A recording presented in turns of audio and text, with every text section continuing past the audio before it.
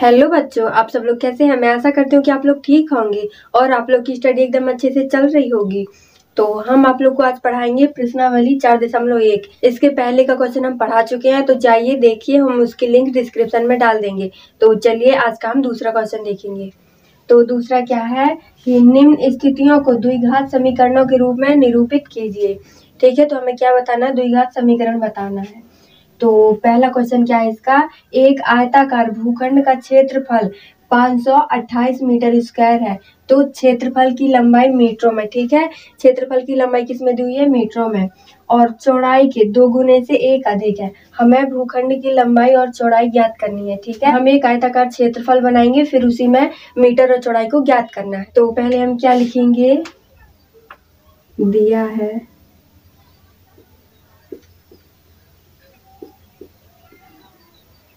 क्या दिया है? एक आयताकार भूखंड का क्षेत्रफल 528 मीटर है। एक आयताकार भूखंड का क्षेत्रफल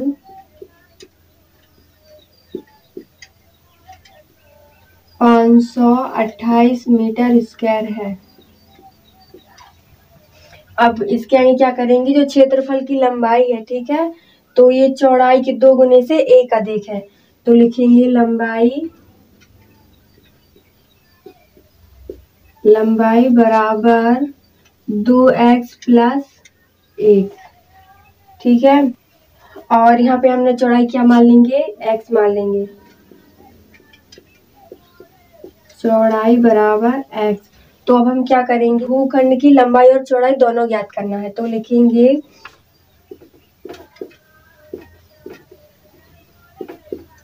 आयताकार भूखंड का क्षेत्रफल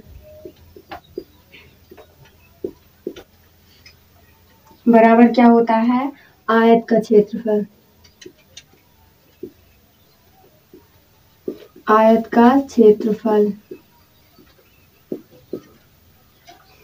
तो अब हमें क्या? आयताकार भूखंड का क्षेत्रफल कितना दिया हुआ है? 528 मीटर।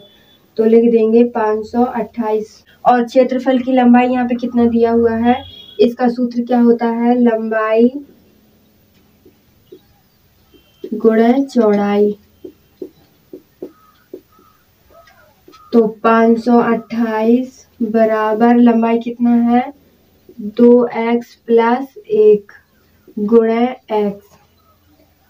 528 बराबर, अब इसका गुणा इसमें करेंगे तो 2x² + x हो जाएगा। अब जब हम इसको पक्षांतर करेंगे तो यहाँ पे 0 आएगा। तो लिख देते हैं 0 बराबर 2x² + x - 528। तो हम इसे कैसे लिख देते हैं?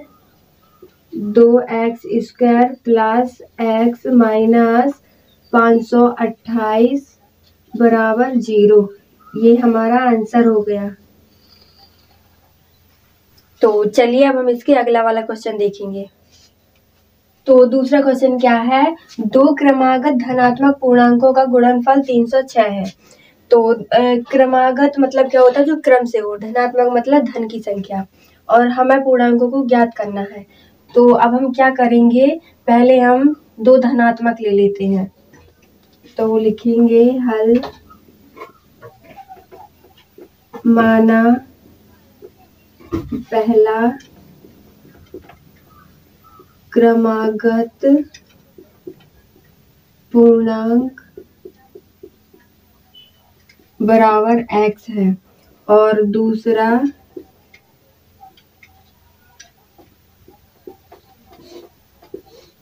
क्रमागत पूर्णांक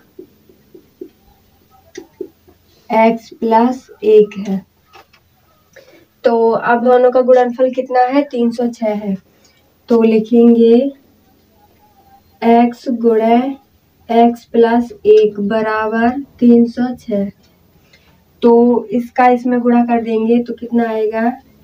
x² +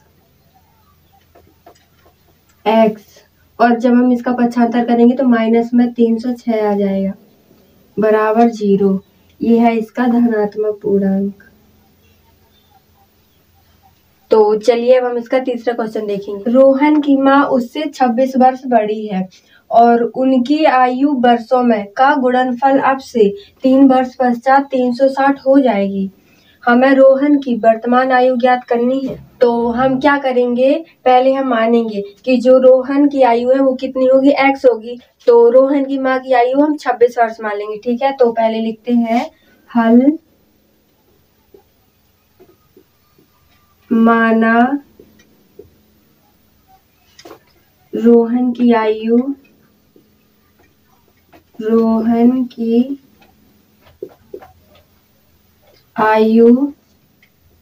बराबर x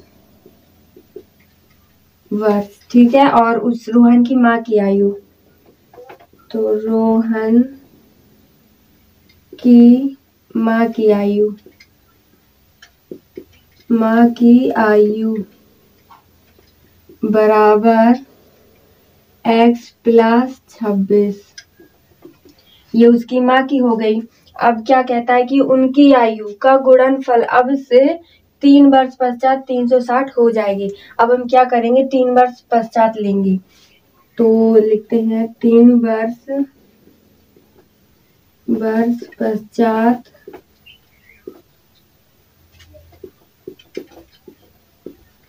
रोहन की आयु, तो यहाँ पे कितनी हो जाएगी, x प्लस 3। अब 3 वर्ष पश्चात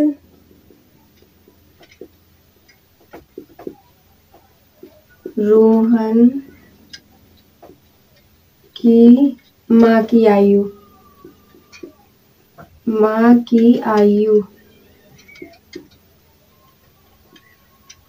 तो x प्लस 26 प्लस 3।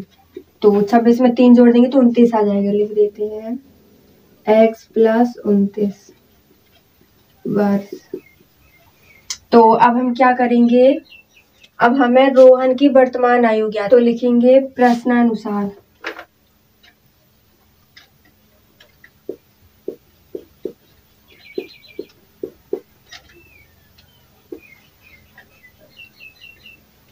अब हमें क्या करना है, ये गुणनफल, ठीक है। तो जो उसकी माँ की आयु है और रोहन की आयु, ठीक है, दोनों का गुणनफल निकालेंगे। तो पहले लिख लेते हैं उसकी माँ की आयु, तो x प्लस 29 गुणे x प्लस 3 बराबर 360।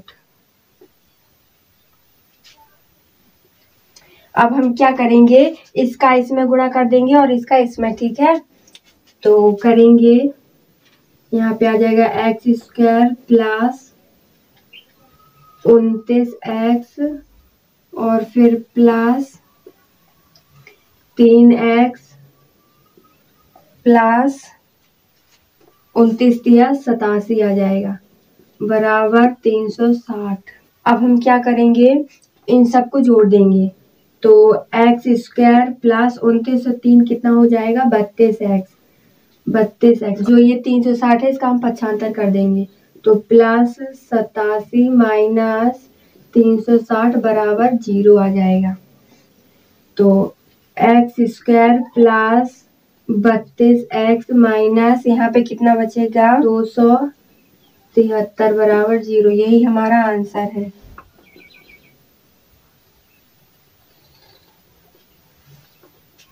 आप लोग को आज की वीडियो कैसी लगी, पसंद आई हो तो वीडियो को लाइक करें और चैनल को सब्सक्राइब करें।